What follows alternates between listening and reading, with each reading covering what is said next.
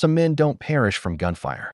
They fade away in silence, bottling up words they should have let loose, sidestepping battles they should have fought. Ever lie awake at night, wondering if you let your one shot at fixing something slip away? Jacob Harlan did. His name hadn't been spoken with weight in years. The world didn't pause to check his pulse. It just rolled on. One day, he had a wife. The next, only a patch of earth behind the barn. That morning, Jacob wasn't searching for trouble, just another splintered fence to mend, until he spotted the sack. It hung lopsided under a stunted cottonwood, swaying gently in the wind. A wise man would have passed it by. Trouble doesn't always growl before it strikes. But something felt off, too still, too hushed. He nudged his horse closer, eyes narrowed beneath his hat's brim. The sack wasn't knotted tight, more like slung and snagged halfway, frayed burlap bleached by the sun. Dark stains marred its base. Then he heard it, a sound that sticks with you. Not a yell, not a sob, just a faint breath. Weak, human. He dismounted deliberately, cautious. The sack twitched. Inside was a woman, maybe 25. Her dress was shredded, skin parched and blistered, lips split and bloodied. A rusted wire bound one wrist. She didn't plead or scream. She just whispered, like she'd already slipped away. "End it quick." Jacob froze. Then he knelt, peeled back the thin blanket draped over her. What he saw churned his gut, not because it was recent, but because whoever did this meant it to last. They didn't just leave her to die. They left her to vanish. The ranch was nothing grand. Dusty porch, 2 rickety chairs no one used, a roof that groaned louder than a hungover man when the wind kicked up. But for her, it was the nearest thing to sanctuary she'd known in years. Jacob didn't ask her name, didn't pry into what happened or why she was abandoned like that. He asked nothing. Maybe that's why she lingered. She didn't take the bed, curling up by the stove instead, as if the mattress might snap at her. She jumped when the kettle whistled. Her eyes locked on the door, braced for it to burst open. Most days, she was silent, sipping from the tin cup Jacob filled, picking at bread like it might be laced. But she stayed. That meant something. Jacob wasn't one for chatter either. He kept busy, mending fences, feeding livestock, setting plates before her like it was habit. Maybe it was. Maybe their silence wove its own kind of understanding. A week went by. Then one morning, as he split wood, she stepped outside, hair tied back with a scrap of cloth, shoulders rigid but squared, like she was relearning how to stand proud. She didn't speak, just watched him swing the axe. Then she picked up a log. He didn't stop her. They chopped in quiet tandem, 2 souls who'd run out of words long before their paths crossed. That night, she murmured one line. "You didn't lay a hand on me." Jacob met her gaze, but held his tongue. She nodded once, as if that silence said more than words ever could. For the first time, she ate every bite on her plate. She even smiled. Not broad, not easy, but real. Now, if that was the end, you might think this was a tale of mending, of good men and fresh starts. But healing's a hard road, especially when the past rides back into view. The quiet didn't hold. It never does out here. It began with hoof prints, deep and fresh in the dirt by the south fence. Jacob spotted them at dawn, just as the sun split the horizon. They weren't his, nor from town. He didn't tell her, just checked his rifle and patrolled the boundary twice that day. That night, she sat nearer the fire, saying she couldn't sleep, that something felt wrong. Then came the name, seared into her wrist like a cattle brand. A crude tattoo, 3 letters, TWR. Jacob had seen it before, years ago, on a loudmouth drunk outside Redstone, boasting of deeds no man should claim.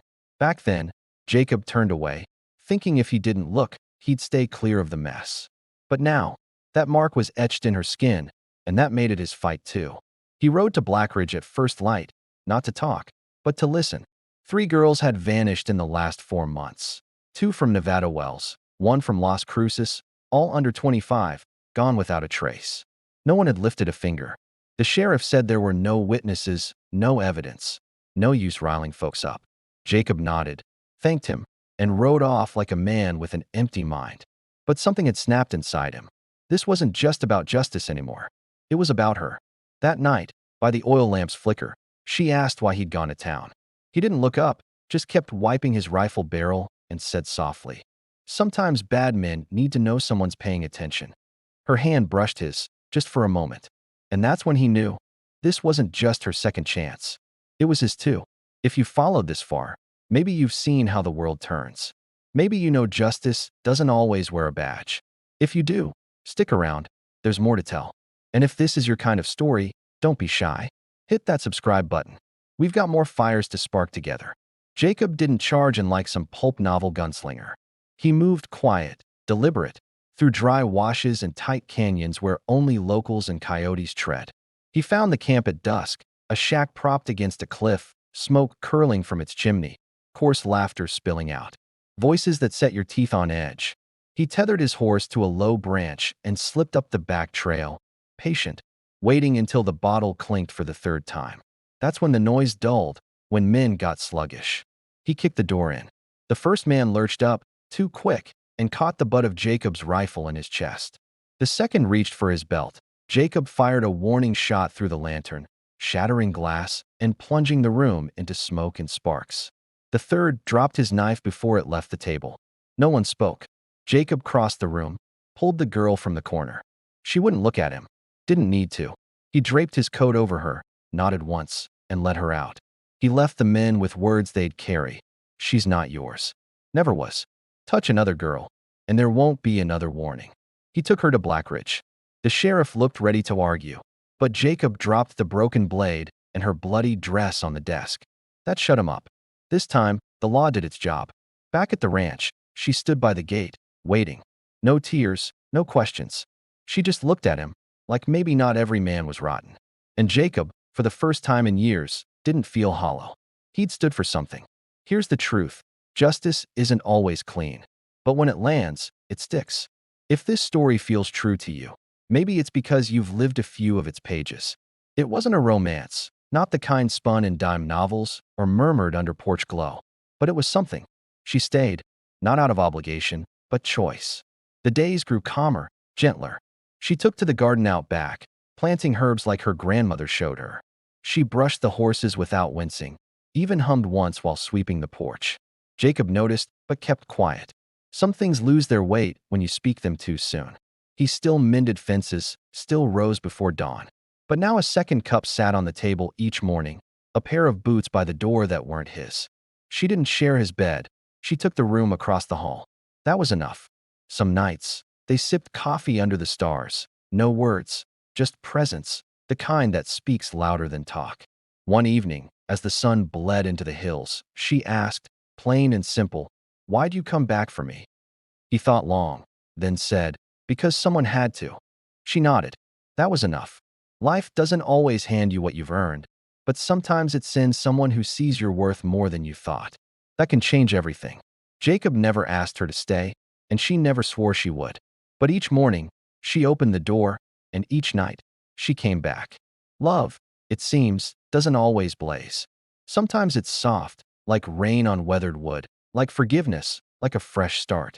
Now, let me ask you this. If someone showed up at your door needing more than a bed, would you turn away, pretend you didn't see? Or would you open that door and maybe save a part of yourself too? If this story stirred something in you, if it reminded you redemption still has a pulse in this broken world, tap that like button. And if you believe in stories with heart, grit, and truth, hit subscribe. More are coming. Some already lived, some still waiting to be told. Maybe one's yours.